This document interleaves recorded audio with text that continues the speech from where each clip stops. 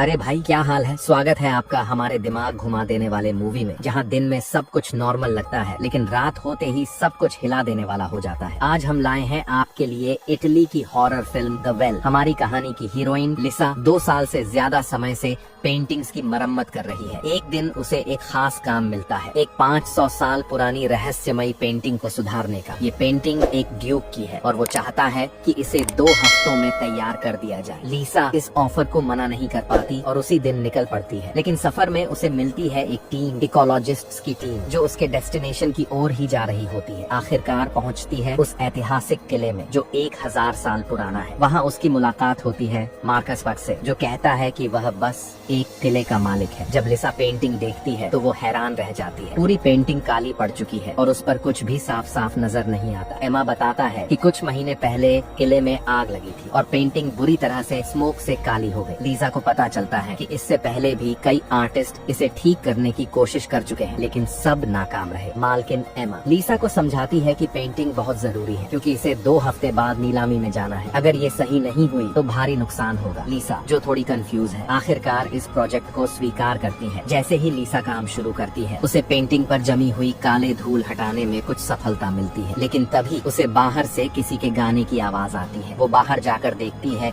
कि छत पर एक लड़की गाना गा रही है। लिसा उससे बात करने की कोशिश करती है, लेकिन लड़की भाग जाती है। लिसा फिर से अपने काम में लग जाती है और पेंटिंग धीरे धीरे साफ होने लगती है, लेकिन वो समझ नहीं पाती कि क्यों हर बार पेंटिंग साफ करते वक्त उसे कुछ अजीब सा महसूस होता है। लिसा ने बहुत मेहनत की और अब पेंटिंग का एक हिस्सा साफ हो चुका था, लेकिन कुछ हिस्सों में ऐसा लगता था जैसे कुछ गायब हो गया हो। और तभी उसे देखा एमा ने, और देखकर वो बहुत खुश हो गई। अब एमा ने लिसा को डिनर पर भी बुलाया। डिनर के दौरान जो लड़की लिसा ने देखी थी वो वही लड़की थी जिसे उसने दिन में देखा था, लेकिन जब लिसा ने उसे बोलने का कोशिश की, वो लड़की बिना एक शब्द बोले चली गई। यहाँ से लिसा को पता चलता है कि वो लड़की जो भागी थी, नाम है जूलिया और वो एमा की बेटी है। लेकिन एक अजीब सी बात है, जूलिया को ऑटिज्म है और उसकी वजह से वो बहुत अकेली रहती है। फिर लिसा को एमा ने एक और गहरे रहस्य के बारे में बताया। इस किले का इतिहास ऐसा नहीं है जैसा उसने सोचा था, लेकिन जितना लिसा को किले का रहस्य समझ में आता, उतना ही अजीब कुछ और घटने लगता है। किले के तहखाने में एक विशालकाय आदमी एक घायल आदमी को एक गहरे कुएं में फेंक देता है और तब एक विचित्र खौफनाक क्रीचर कुएं में दिखाई देता है। जैसे ही यह क्रीचर अपना खून अपने शरीर से बाहर निकालता है, लिसा के मन में एक घबराहट सी दौड़ जाती है। लिसा पेंटिंग को सुधारने की कोशिश करती रहती है, लेकिन उसे लगता है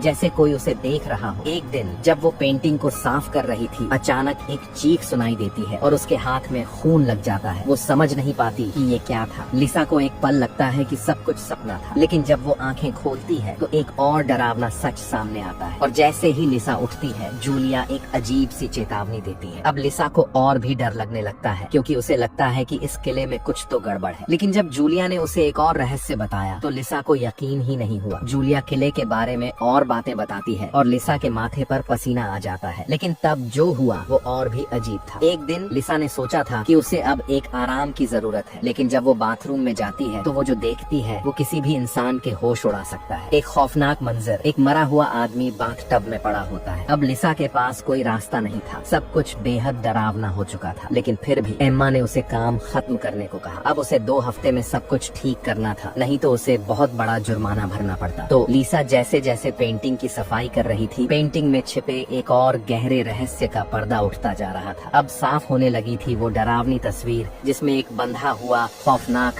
क्रीचर नजर आ रहा था। लिसा के दिल में बेचैनी और भी बढ़ गई। तभी फिर से जूलिया कमरे में आई। जूलिया ने लिसा से कहा कि वो पेंटिंग को ठीक करना बंद कर दे। लिसा को तब पता चलता है कि ये पेंटिंग कुछ और नहीं बल्कि एक खतरनाक शाप है। ये पेंटिंग कोई आम पेंटिंग नहीं थी, बल्कि एक शाप था जो 500 साल पुराना था। 500 साल पहले एक चुड़ैल ने एक लड़के की बलि दी थी और उसी बलि से एक खौफनाक क्रीचर को पैदा किया था। इस क्रीचर का खून इंसान को हमेशा जवान बनाए रखता है, लेकिन इसके बदले हर बार इंसान की बलि लेनी पड़ती है। पेंटिंग पर हर बलि का असर साफ दिखता है।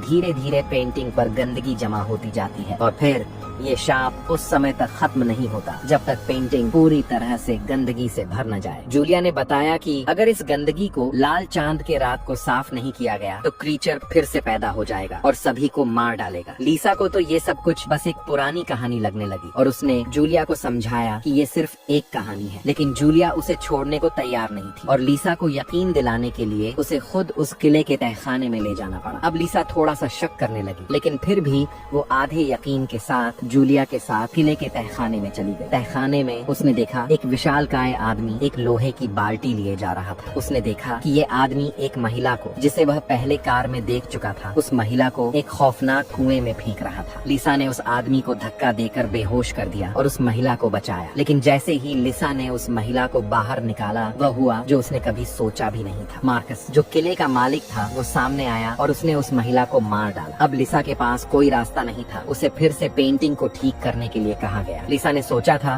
कि सब कुछ खत्म हो गया है, लेकिन ये तो बस शुरुआत थी। जहाँ वह काम कर रही थी उसने देखा कि पेंटिंग में जो लोग थे वे वही लोग थे जो उसने किले में देखे थे। एमा और जूलिया का चेहरा वही था और ये देखकर लिसा को यकीन हो गया कि जूलिया की बात पूरी तरह से सच थी। लेकिन तभी जूलिया, जो अब तक शांत बैठी थी, अचानक कमरे में आई और उसने लिसा से कहा कि वह पेंटिंग को और न सुधारे वरना वह पेंटिंग को आग के हवाले कर देगी। जूलिया ने लिसा को बताया कि वो खुद 12 साल की उम्र से ही इस शाप का शिकार है और अब वह इस शाप से छुटकारा पाना चाहती है। लेकिन एमा ने इस शाप से कभी छुटकारा नहीं पाया और वह इसे हमेशा जीने के लिए इस्तेमाल करती रही। मार्कस ने हाथ में चाकू पकड़ी और सीधे लिसा की तरफ बढ़ने लगा, लेकिन जैसे ही उसने कदम बढ़ाए कुछ अजीब हुआ। उसे लगा जैसे उसकी जिंदगी तेजी से खत्म हो रही हो। चाँद की रोशनी का असर हुआ था और रात का वो खौफनाक समय आ चुका था जब अगर समझौते को पूरा न किया गया तो परिणाम भयंकर हो सकते थे। अगले ही पल मार्कस की उम्र इतनी तेजी से बढ़ने लगी कि वो एक बूढ़े इंसान में बदल गया। बस कुछ ही पलों में जो लोग वहाँ थे वो गायब हो गए। एक पल पहले तक जिन लोगों को वो जानता था अब वो सिर्फ लाशें बनकर रह गए थे। जूलिया ने खुद को आईने में देखा और उसने महसूस किया कि वह भी इस शाप से बच नहीं पाई थी। उसकी उम्र भी तेजी से बढ़ने लगी, लेकिन अजीब बात यह थी कि अब उसे पहले से कहीं ज्यादा राहत महसूस हो रही थी, जैसे उसने कोई बोझ उतार दिया। वहीं लिसा अपनी आंखों से जूलिया का ऐसा हश्र देखकर बहुत दुखी हो गई थी, लेकिन जैसे ही उसने सोचा कि अब सब कुछ खत्म हो गया तभी एक और खौफनाक मोड़ आया। वो कुआं जहाँ घातक क्रीचर बंद था अब अपनी राह पर निकल चुका था। लिसा को याद आया जूलिया ने उसे क्या बताया था। अगर वो नए समझौते पर हस्ताक्षर नहीं करता तो वो खौफनाक क्रीचर सभी को मार डालेगा। लिसा ने बिना समय गंवाए फौरन लकड़ी की एक मजबूत छड़ी से दरवाजा बंद कर दिया और जल्दी जल्दी पेंटिंग अप को साफ करना शुरू कर दिया। जैसे ही उसने आखिरी कोने को साफ किया दरवाजा टूटने की आवाज आई। क्रीचर ने दरवाजा तोड़ दिया और लिसा को मजबूर कर दिया कि वह एक नया समझौता करे। अंत में लिसा को उस पुराने किले का मालिकाना हक मिल जाता है,